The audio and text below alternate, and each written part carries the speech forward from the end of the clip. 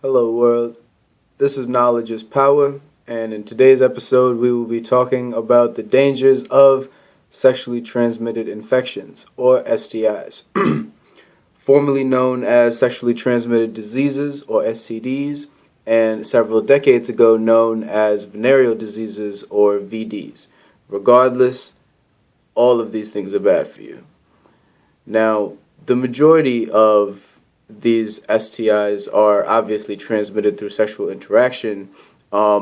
They can be transmitted depending on the STI through many different modes of contact, one of which is penile and vaginal contact. The other one is oral and genital. It can also, with certain STIs, be transmitted through oral and anal contact or genital and anal contact.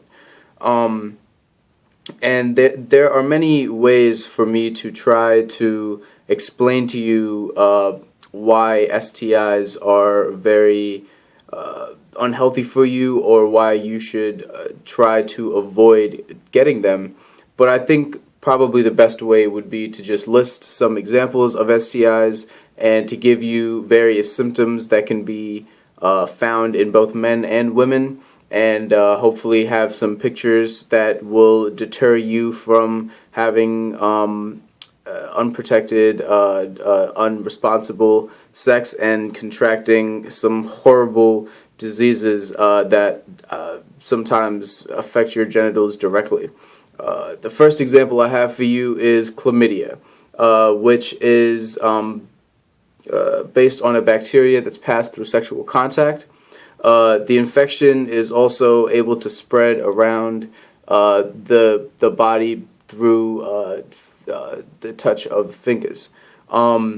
Symptoms in women often include, but are not limited to, pelvic inflammatory disease, disrupted menstruation, pelvic pain, raised temperature, nausea, vomiting, headache, infertility, and ectopic pregnancy.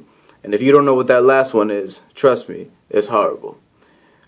Men, on the other hand, are experience symptoms not limited to urethral infection, discharge burning during urination, heaviness and painful swelling at the bottom of the affected testes, and inflammation of the scrotum.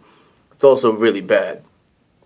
And as you can see from the pictures, that chlamydia is not fun to look at and definitely not fun to contract on your own.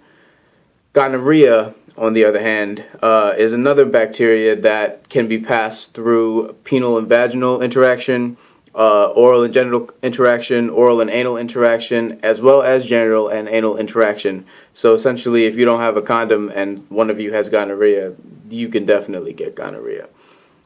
Symptoms in women include green and yellowish discharge, although it's often undetected because it comes out when they pee. It can also have pelvic inflammatory disease, which is also really painful. Men often experience a cloudy discharge from their penis and burning during urination. Complications can also include painful swelling at the bottom of the testes and inflammation of the scrotum.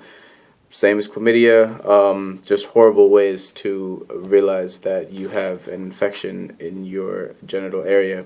Another common STI that a lot of people often don't really know about but have heard around is syphilis. Syphilis comes from another bacteria that's passed from open lesions that are then in contact with either the penis or the vagina, or oral contact with genitals, or anal contact with either oral or genitals. In the primary stage, there are usually painless chancers at the site where the bacterium entered the body. In the secondary stage, the cancer disappears and generalized skin rash starts to appear across the body.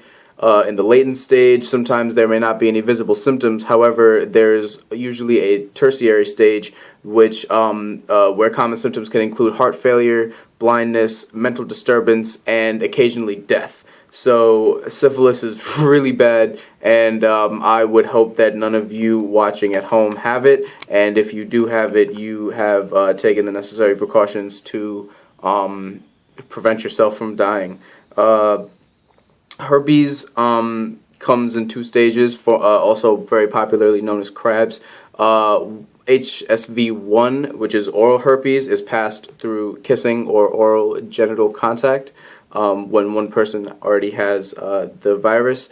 HSV2, which is the genital herpes virus, is passed through all of the various methods of contact mentioned earlier. Usually with the symptoms of this, you have small painful red bumps that appear around the genital region or the mouth that look, like cold sores. Bumps often then turn into painful blisters, and eventually they rupture and form wet open sores, and trust me, it is not pretty. I don't know from personal experience, and I never plan on it.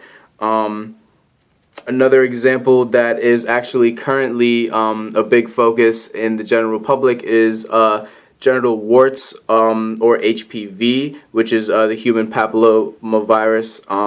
And HPV is also primarily passed through all of these forms of contact, so you can get it if the other person has HPV. And also, HPV is one of the hardest STIs to protect yourself from, even with the use of a condom. It's very easy for you to contract genital warts, even with a condom on. So in that particular case, you should be extra careful. The symptoms of genital warts are hard and yellowish gray growths on dry skin areas. And in moist areas, there are soft, pinkish red, and cauliflower-like growths. The way that I usually go about describing them is that they make your genitals look like a coral reef. And I don't know if you can see the picture that comes associated with this, but trust me, it is not fun. Wow. Now, with pubic lice, which are also known as crabs, there is pretty much lice that are spread throughout body contact and through shared clothing or bedding. So you actually don't have to have sex with this person, because these are living organisms and they're moving around on the body. And so it's very easy, just in sleeping in someone's room or in someone's bed where they sleep, to contract this, and also makes it very dangerous. With pubic lice, the common symptoms are persistent itching and lice that are visible and can be located around the pubic hair and other body hair. And that's just horrible. Those are very hard to go away, and if anyone has had lice, imagine that, but around your genitals. That's horrible. In the next episode, I will be explaining how to find treatment for contracted STIs and STDs, and obviously, as you've seen the health consequences, you should know at this point. Plus, with all of these pictures, just don't do it, guys. Be safe. Obviously, a lot of people could tell you that the easiest way to prevent yourself from having these STIs is to be abstinent, but anyone that's had sex would tell you that that is not true. It's much harder to stay that way. So what I would tell you is that the easiest way to prevent yourself from having these STIs is to be safe and to protect yourself and use contraception, and really communicate with your partner to prevent contracting some of these horrible diseases and having to feel some of these horrible symptoms on your penis or vagina. Until next time, stay tuned. This is Knowledge is Power.